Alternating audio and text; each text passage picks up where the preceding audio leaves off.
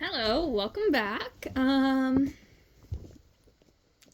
Let's just say I am really tired, and the reason why this video is so much later is because I just spent 6 hours at a goddamn car dealership.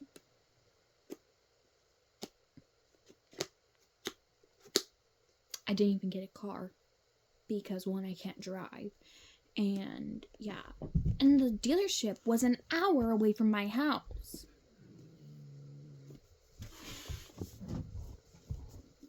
That's how I feel. I'm tired. Anyway, but there's 4 chapters left. Wait.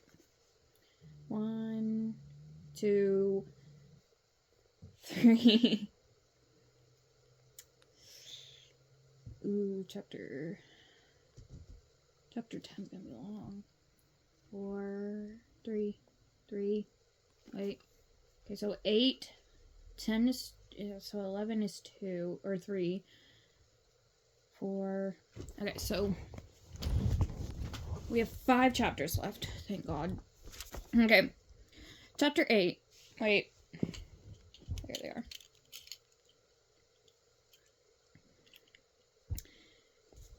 Okay. Usually when Cassie headed to the Lady Stella's office for the wish orb reveal, her stomach was in knots. She would look at her fellow star darlings who had not yet been chosen for their wish missions. She would look at her fellow star darlings who had not been chosen for their wish missions and silently hope that it was their turn, instead of hers. She'd be ready, she would tell herself, next time. One more reprieve and she'd be ready. But then she never was. But this time was different. Cassie knew she was ready, and she also knew that there was no better choice for this mission than her. In fact, she was sure of it. Cassie calmly made her way to Lady Stella's office, where she sat at the shiny silver table until all the star darlings were gathered. Then she patiently waited her turn as they all made their way down the hidden staircase behind Lady Stella's desk into the cool, dark, secret caves underneath Halo Hall. Scarlet was just in front of her, and in the gloom, Cassie noticed a silvery white bit bat land briefly on the girl's shoulder. That's odd, she thought. Bit bats were notoriously skittish. Soon they entered the special Star Darling's wish cavern. Cassie took in the scene, sunlight shining through the glass roof, golden waterfalls of wish energy streaming down the sides. The garden they stood in, green and abundant. The glowing wish orbs still in the ground waiting for the moment when they would be ready, now numbered just 6. It was clearly impossible for the place to exist deep underground, and yet there it was, right in front of their eyes. So it's 6 because 6 orbs, Oh my god, these damn glasses. I need to find my other ones. I actually like those ones a lot better. Anyway, but, there's 6 because once the next girl goes on her mission, there's only 6 star darlings left. Okay, we're gonna read without those because those are really pissing me off.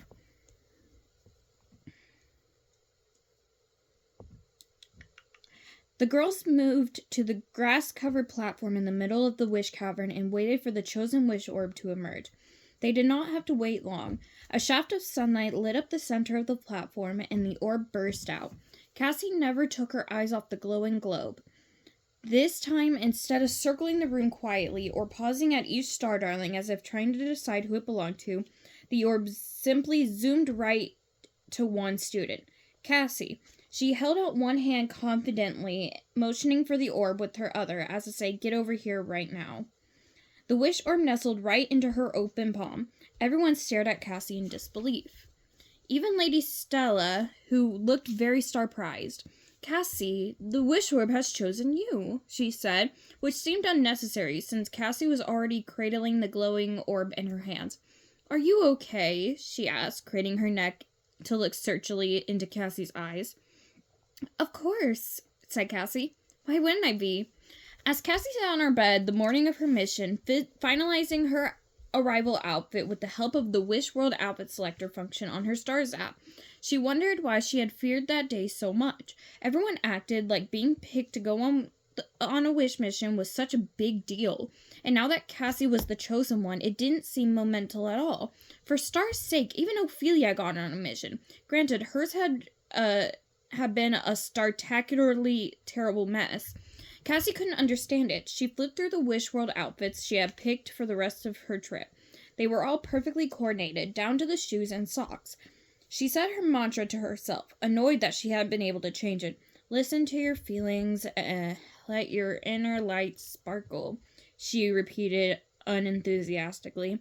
Her mantra was a dud, and there was no doubt about that. She glanced at her stars app. It was time to head to Wish World Surveillance Deck. She picked up her stars app, then decided to send a quick holotext to Ophelia, who she hadn't seen since that day in the Celestial Cafe. Cassie, hey, I enjoyed our talk. Let's get together soon so we can start making you sparkle. I'll be in touch. She snapped her phone shut. Time to go, she said to Sage, who chuckled as if Cassie had said something amusing. Time to go, Sage said. Is there any Is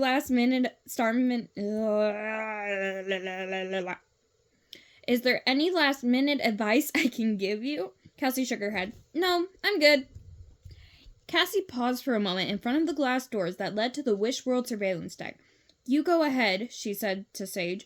She slipped a pair of safety star glasses over her own star-shaped glasses and took stock of herself. Though she'd soon be taking off into the heavens attached to a wild shooting star and landing in an unfamiliar world, she didn't feel any flutter focuses taking flight in her belly. She looked down at her hands, which were not even close to trembling. They were as still as a piece of star marble. She was cool, calm, and collected. She pushed open the door and was immediately mobbed by her fellow star darlings, wearing safety star glasses in a rainbow of colors. She looked around at everyone. Someone was missing. Where's Libby? She asked. She's still sleeping, offered Gemma. I couldn't get her out of bed. Get out of here, Cassie said. A perplexed look crossed Gemma's face. Then she shrugged. Okay, she said. She turned around and headed inside. Cassie started after her, but then Vega leaned in for a hug, and Cassie caught a glimpse of herself in the lenses of Vega's blue safety star glasses.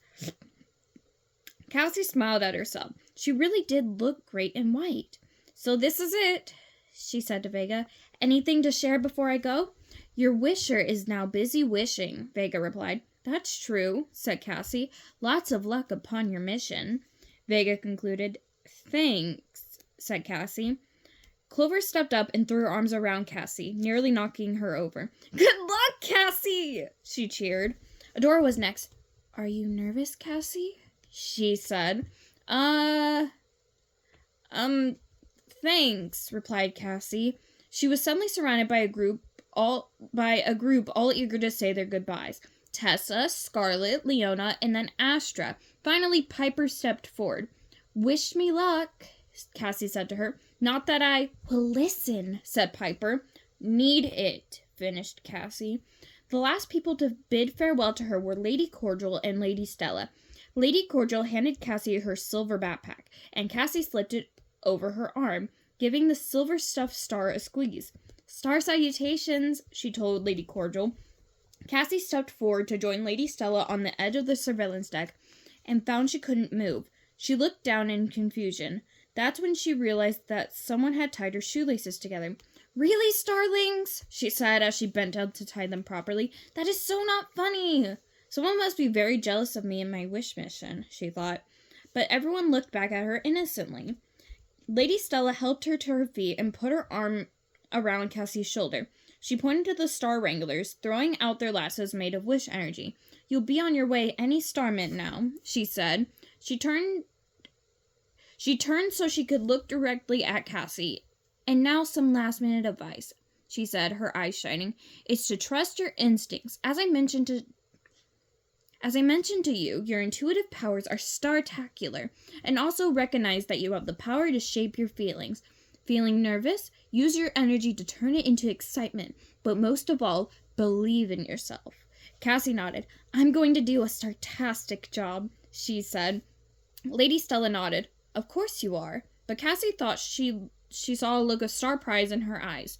She gave Cassie a searching look that made her feel like it was a star quark under a holoscope. You seem a little different today, Lady Stella said, a look of concern on her serene face. I am, said Cassie. I am.